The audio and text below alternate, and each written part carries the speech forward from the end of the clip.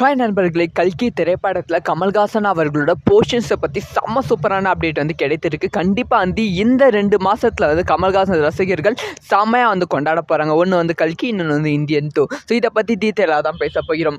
அதாவது கல்கி திரைப்படம் ஆரம்பிப்பதற்கு முன்பே வந்து ஒரு விஷயத்த சொல்லியிருந்தாங்க. கமல்ஹாசன் அவர்கள் இதில் வந்து கேமியோ ரோல் பண்ணுறாங்கன்னு.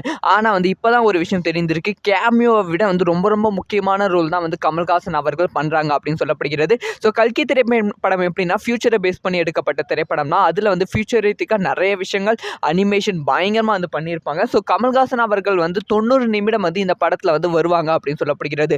அந்த 90 நிமிட காட்சி வந்து கடைசி 90 நிமிடம் படத்தில் வந்து இருப்பாங்க அப்படின்னு சொல்லப்படுகிறது. ஸோ படத்தோட கேம் சேஞ்சிங் ரோல்னு ஒரு ரோல் இருக்கும். அந்த ரோல் தான் வந்து கமல்ஹாசன் அவர்கள் ரோல். கம்ப்ளீட்டான ஒரு நெகட்டிவ் வித் பாசிட்டிவ் ஷேடில் இருக்க மாதிரி வந்து இருக்கும். ஸோ படத்தை பார்க்கும்போது நெகட்டிவ் ஷேட் மாதிரி தெரியுமா, ஆனால் வந்து கொஞ்சம் யோசிச்சு பார்க்கும்போது வந்து அதுதான் வந்து பாசிட்டிவான கேரக்டர் மாதிரி வந்து நமக்கு வந்து தெரியுமா. ஸோ அந்த மாதிரி ஒரு ரோல் தான் வந்து கமல்ஹாசன் அவர்கள் பண்ணுறாங்க. ஸோ இந்த மாதிரி ரோல் கமல்ஹாசன் அவர்கள் வேறு லெவலில் வந்து செதுக்கிடுவாங்க. முக்கியமாக வந்து அவங்க பேசுகிற டைலாக் ஒவ்வொருமே வந்து பயங்கரமாக இருக்க போகிறது.